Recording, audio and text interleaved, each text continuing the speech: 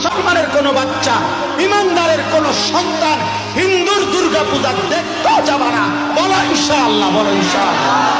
বেঈমানের দুর্গা পূজার মধ্যে একবার উকি দিতেও যেও না, তোমার ঈমান হুমকির মুখে পড়বে, তোমার ইসলাম হুমকির মুখে পড়বে, তোমার ধর্ম হুমকির মুখে পড়বে। ধর্ম তারজাত উৎসব সবার আমগো কোরবানির ঈদের দিন গরুর গোশত আর রুটি, চালের রুটি খেতে আই। হ্যাঁ আসো না এখন যারা এখন এগুলা বলে তারাই তো তাদেরকে উৎসাহিত করে তাদের ঘরে খাওয়ানো উচিত এবং সেটা ভিডিও দেওয়া উচিত যে দেখেন আমি যে বলছি ধর্ম যার যার উৎসব সবার। অতএব আজকের এই ঈদুল আজহার কোরবানির দিনে আমি 30 জন হিন্দুকে আপনাদের আশীর্বাদে আমি নিজে বসে থেকে গরুর গোশত ও রুটি খাইয়েছি।